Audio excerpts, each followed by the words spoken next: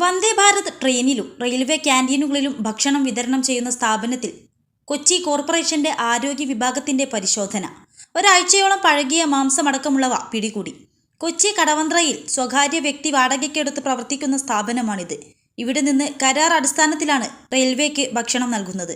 സ്ഥാപനത്തിന് കൊച്ചി കോർപ്പറേഷന്റെ ലൈസൻസ് ഇല്ലെന്നും ഒട്ടേറെ തവണ പരാതികൾ ഉയർന്ന സാഹചര്യത്തിലാണ് പരിശോധന നടത്തിയതെന്നും ഹെൽത്ത് ഇൻസ്പെക്ടർ വി സുരേഷ് വ്യക്തമാക്കി.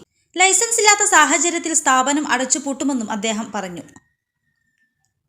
ഏറെ നാളായി ഇവിടെ പ്രവർത്തിക്കുന്ന സ്ഥാപനത്തെക്കുറിച്ച് പരിസരവാസികൾ പരാതികൾ ഉന്നയിച്ചിരുന്നു. തൊട്ടടുത്തുള്ള തോട്ടിലേക്ക് മലിനജലം ഒഴുക്കി വിടുന്നതായും പരാതി ഉയർന്നു.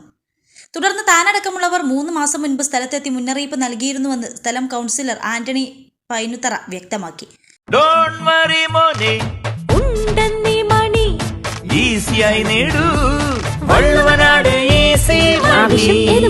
പണം ഞങ്ങൾ തരും. പിന്നീട് പരാതി ഉയർന്നതോടെ ആരോഗ്യവകുപ്പ് അധികൃതർ പരിശോധന നടത്തുകയും 10,000 രൂപ പിഴ ഈടാക്കുകയും ചെയ്തു. കഴിഞ്ഞ ദിവസം കെട്ടിടത്തിൽ നിന്ന് രൂക്ഷഗന്ധം പ്രവഹിച്ചതോടെയാണ് പരിസരവാസികൾ കൗൺസിലറെയും ആരോഗ്യവകുപ്പിനെയും വിവരമറിയിച്ചത്. പരിശോധനയിൽ 50 കിലോയോളം കേടായ ചിക്കൻ കഷ്ണങ്ങളും മറ്റും കണ്ടെത്തി. ഈ കെട്ടിടത്തോട് ചേർന്നാണ് ഇവിടെ ജോലി ചെയ്യുന്ന ഇതര സംസ്ഥാന തൊഴിലാളികൾ താമസിക്കുന്നത്. ഇവിടെയും ചീഞ്ഞ ഭക്ഷണ പദാർത്ഥങ്ങളായിരുന്നു നിരത്തിയിട്ടിരുന്നത്. മാംസവും പച്ചക്കറികളുമെല്ലാം കാലാവധി കഴിഞ്ഞ് ചീഞ്ഞ അവസ്ഥയിലായിരുന്നു. ഈ സ്ഥാപനം കരാറെടുത്ത് നടത്തുന്നത് ആരെന്നറിയില്ല എന്നാണ് കോർപ്പറേഷൻ അധികൃതർ പറയുന്നത്.